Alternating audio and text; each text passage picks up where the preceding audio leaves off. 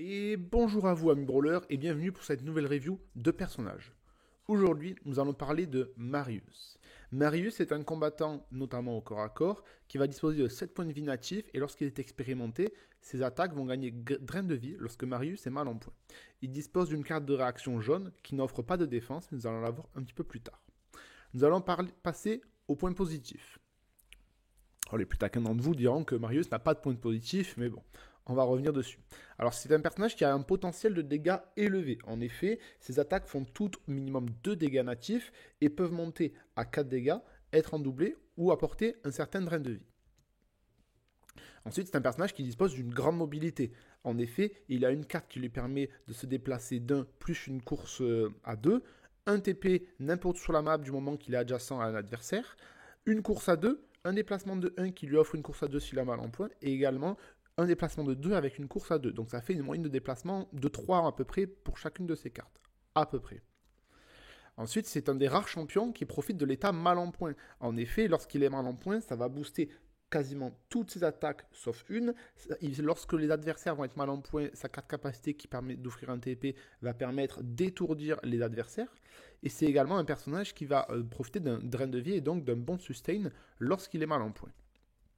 Au niveau des points faibles, alors il y en a quelques-uns, mais on va prendre les plus évidents. Donc il a un expérimenté qui est complexe. En effet, lorsqu'il est mal en point, c'est là où ses attaques profitent d'un petit bonus, sauf que là, il va avoir un drain de vie. Donc il va gagner en résistance, mais à la fois, ses attaques ne vont pas forcément être toutes super efficaces. Je m'explique, une fois qu'il se sera soigné et qu'il aura profité de son attaque boostée, il va s'être soigné, il ne sera théoriquement plus mal en point et donc sa seconde attaque, s'il en fait une deuxième, ne sera plus forcément boostée. C'est également un personnage qui a une faible résistance. En effet, même s'il a du drain de vie pour pouvoir regagner ses points de vie, il n'a que 7 points de vie. Et aussi bien en version native qu'en version expérimentée, il a également sa carte réaction qui permet, après attaque, de faire subir 2 blessures brutes aux ennemis adjacents, mais qui n'offrent pas un seul point d'armure. Donc il aurait été un peu plus intéressant si en version expérimentée il aurait gagné un point d'armure ou un point de vie. Un point de vie pour passer à 8, ça ne m'aurait pas semblé vraiment déconnant.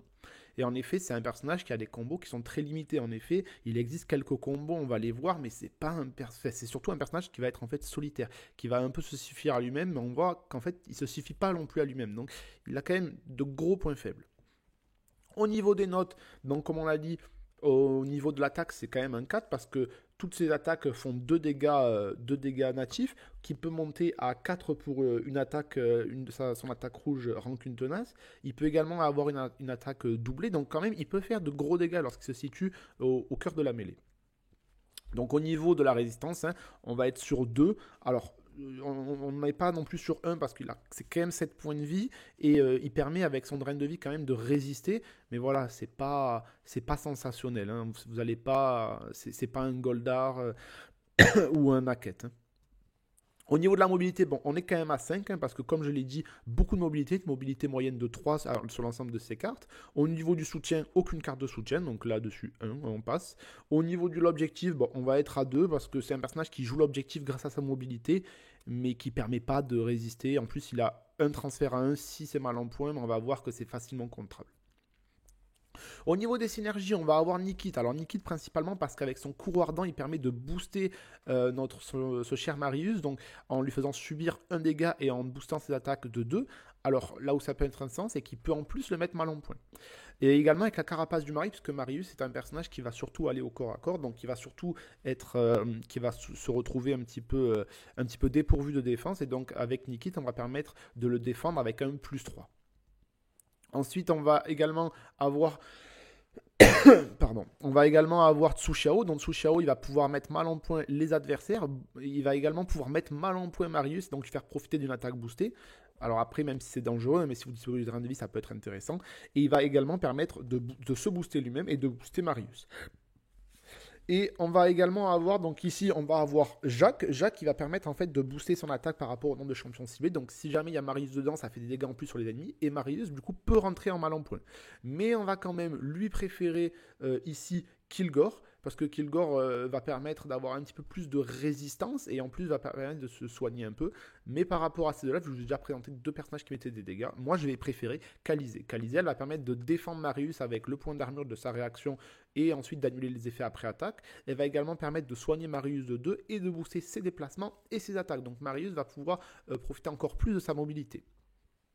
Au niveau des counters, on va commencer ici donc avec notre ami Corvache. Corvache, pourquoi? Parce que si la cible mal en point, Corvache va booster ses attaques. Donc, vu que Marius, son intérêt, c'est d'être mal en point, il va être en grand danger lorsque Corvache va se retrouver en face, même si tout le monde est en danger lorsqu'il y a Corvache. Et donc, Corvache va mettre de gros dégâts à Marius. Ensuite, on va également forcément avoir Nikit. Alors, pourquoi? Je vous l'ai dit, Marius fait des dégâts que au corps à corps. Et donc, Nikit a la meilleure carte de réaction au corps à corps. Donc, va pouvoir protéger ses alliés de +3. Et enfin, on va avoir Kilgore. Donc pourquoi Kilgore? Parce qu'il résiste, il permet de placer, et donc c'est un petit peu le point faible de Marius qui ne pourra pas résister aux effets de placement. Il va avoir des dégâts importants au corps à corps. Donc Marius va venir au corps à corps, mais Kilgore va profiter, si jamais il ne meurt pas, de rendre l'appareil à Marius. Enfin, au niveau de la suggestion d'équipe, moi ce que je vous suggère un Marius avec notre ami Nikit. Et enfin, je vous propose le Kilgore qui va permettre de placer et de pallier au manque de placement de Marius. En plus d'avoir une super carte réaction qui permet de booster la défense sur l'ensemble du tour. Donc là, vous allez pouvoir défendre efficacement votre team et efficacement Marius. Et en plus, avec Kilgore, vous allez pouvoir pallier au manque de placement de Nikit. Voilà, j'espère en tout cas que cette vidéo vous aura plu. Comme toujours, je vous mets les liens vers les autres vidéos juste ici. Vous allez le voir à gauche, à droite. Moi, je vous donne rendez-vous à la semaine prochaine. Au revoir et portez-vous bien.